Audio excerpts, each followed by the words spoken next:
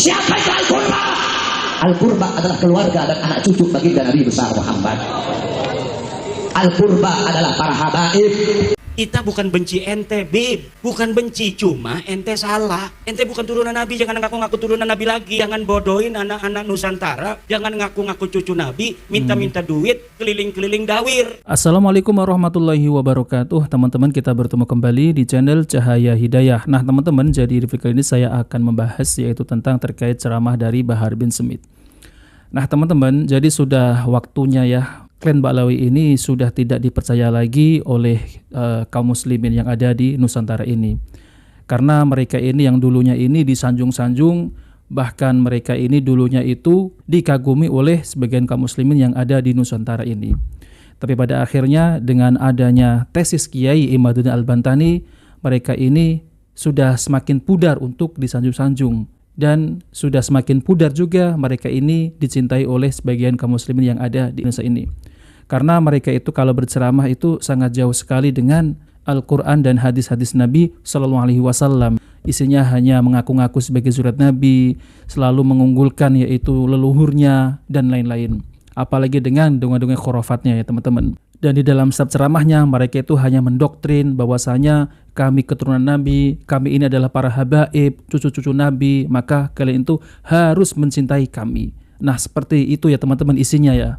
Dan pada akhirnya para jamaah itu dipalak, dipaksa, dimintai barangnya, ya misal uang atau apa ya teman-teman. Jadi diminta secara paksa dan ujung-ujungnya adalah pendawiran ya teman-teman. Nah teman-teman, jadi seperti apa videonya? Coba mari kita simak video dari Bahar bin Smith. Kepada Al-Qurba. Siapa itu Al-Qurba? Al-Qurba adalah keluarga dan anak cucu baginda Nabi besar Muhammad. Al-Qurba adalah para habaib, para dzurriyyahnya Nabi, anak cucunya Nabi. Mereka adalah Al-Qurba. Mawaddah, kecintaan kalian, kasih sayang kalian, kepedulian kalian kepada anak cucuku, kata Rasulullah. Cuma itu yang aku minta. Peduli kepada anak cucu Rasul, cinta, sayangi para habaib, para dzurriyyah Nabi Muhammad SAW. Saudara-saudara, habaib itu ada dua. Ada habaib yang lembut, ada habaib yang tegas. Ada habaib yang lembut, ada habaib yang tegas. Habaib yang lembut contoh almarhum Habib Munzir bin Fuad Al-Musawa, Habib Lutfi bin Yahya, dan para habaib-habaib yang lain. Beliau berdakwah dengan kelembutan, dengan kesopanan, dengan kesantunan. Beliau yang dakwah anak cucu Nabi yang lembut. Beliau mencerminkan kepribadian datuknya baginda Nabi besar Muhammad. Di sisi lain ada juga habaib-habaib yang tegas. Seperti siapa? Seperti guru kita Al-Habib Muhammad Rizq bin Husain bin Syihab, Al-Habib Muhammad Hanif bin Abdurrahman Al-Abbas, dan para habaib-habaib yang tegas, yang menyampaikan yang hak itu hak, yang batil itu batil, tidak tunduk kepada kezaliman, tidak tunduk kepada kemaksiatan. Mereka selalu melawan para pejabat-pejabat yang zalim. Nah, harus kita ingat dua-duanya, yang tegas dan yang lembut, dari anak cucu Nabi, dari para habaib yang tegas dan yang lembut, dua-duanya mencerminkan kepribadian baginda Nabi besar Muhammad. Nah teman-teman, jadi ini hanya pengakuan saja ya. Jadi ada habaib yang lembut, ada habaib yang tegas. Jadi dua-duanya ini tidak mencerminkan yaitu karakter Rasulullah SAW ya teman-teman. Ya mereka hanya mengaku-ngaku agar kaum muslimin yang ada di Nusantara ini bisa dibodoh-bodohi ya teman-teman. Ya misal ini katanya seperti yang lembut ini adalah Bapak Lutfi bin Yahya. Lawang Bapak Lutfi bin Yahya ini memalsukan makam ya teman-teman. Yaitu dengan itu bisnis kuburannya itu ada yang setor sampai 2 karung. Itu bagaimana teman-teman? Apakah Rasulullah SAW itu mengajarkan demikian ya, bisnis makam? Ya, kaum muslimin ini dibohongi dengan makam-makam palsu. Apakah itu mencerminkan Rasulullah SAW? Ya, yang katanya dakwahnya itu lembut, tapi menipu umat teman-teman ya. Nah ini malah berbahaya. Ada lagi yang katanya dakwahnya itu tegas. Tegas seperti apa? Seperti Bapak Rizik Syihab, itu bukan tegas, itu kasar. Ucapannya itu, ya Allah ya teman-teman, tidak mencerminkan karakter Rasulullah SAW. Hinaan, cacian, ya bahkan pemerintah juga dicaci maki, bahkan Pak Jokowi dibilang Jokowi goblok dan lain-lain. Ini adalah bukan mencerminkan yaitu cucu Rasulullah SAW teman-teman ya. Nah maka dari itu apa yang Bahar bin Smith ucapkan itu hanya untuk mengelabuhi ya teman-teman. Maksudnya adalah untuk membodoh-bodohi sebagian kaum muslimin yang ada di Indonesia ini yang masih percaya bahwasanya para habib ini adalah zuriat Nabi sallallahu alaihi wasallam. Tapi ini sudah dibongkar ya teman-teman ya. Tesisnya Kiai Imaduddin Al-Bantani ini sudah membongkar bahwasanya mereka itu nasabnya itu hanya nyambung ataupun mentok kepada Ubaid ya teman-teman. Ubaidillah. Jadi cucunya Mang Ubaid. Tapi mereka ini kekeh ya, ngeyel, ingin diakui sebagai cucu Nabi sallallahu alaihi wasallam. Tapi mereka itu tidak bisa membuktikan secara kitab nasab, kitab sezaman, filolog, apalagi tes DNA ya teman-teman. Nah oke, mari kita lanjutkan. Jadi jangan cuma nyampein Nabi itu lembut, Nabi Muhammad itu akhlak, Nabi Muhammad itu adab, tapi kamu tidak sebutkan bagaimana ketegasan Nabi Muhammad, bagaimana adab makhluknya Nabi, bagaimana nahi mungkarnya Nabi. Jadi jangan salah mengartikan rahmatan lil alamin.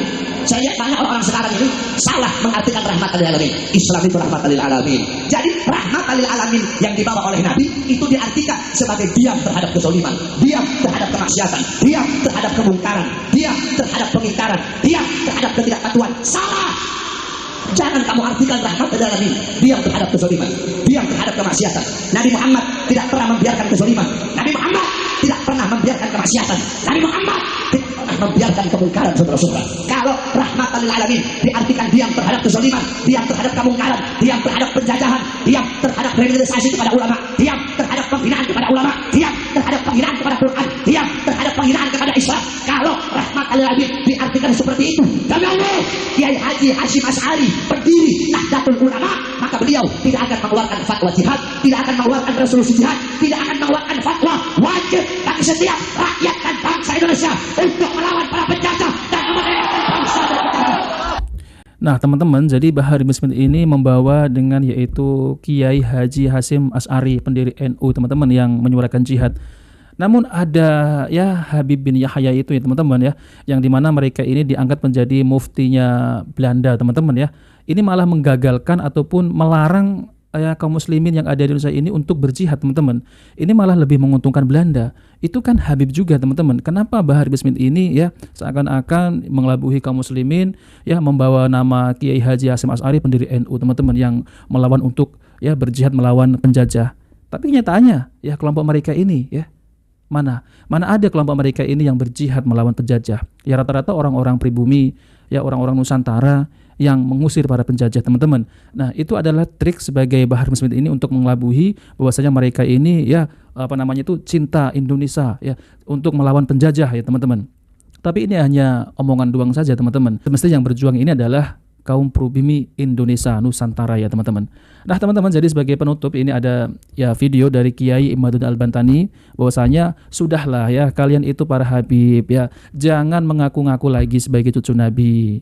Kita ini sebagai kaum muslimin ini jangan sampai dibodoh-bodohi dengan kalian itu yang mengaku-ngaku sebagai zuriat Nabi. Nah ini adalah pesan dari Kiai Imaduddin Al-Bantani untuk para habaib. Coba mari kita dengarkan ya teman-teman. Kita bukan benci ente, Bib. Bukan benci, cuma ente salah. Ente bukan turunan Nabi, jangan ngaku-ngaku turunan Nabi lagi. Yuk kita, nggak apa-apa kamu bukan orang sini, haplogrupnya beda dengan kita juga. Kita anggap saudara di Indonesia. Tapi jangan bodohin anak-anak Nusantara, jangan ngaku-ngaku cucu Nabi, minta-minta duit, keliling-keliling dawir. Jangan minta-minta duit sama pengusaha untuk membangun sesuatu, membangun pondok dan lain sebagainya, padahal buat beli mobil. Udah sadar bahwa ente bukan cucu Nabi, nggak ada dalam kitab nasab, nggak ada di dalam kitab sejarah. Tes DNA-nya orang Kaukasus, haplogrupnya G. Haplogrup G itu orang Kaukasus, sekarang yang banyak itu di daerah Turki. Orang India di daerah Pakistan yang berbatasan dengan Afghanistan.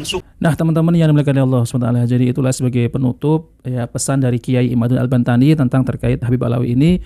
Udahlah ya, jangan mengaku-ngaku lagi sebagai cucu Nabi. Tapi kenapa kalian ini masih kekeh saja mengaku-ngaku sebagai cucu Nabi?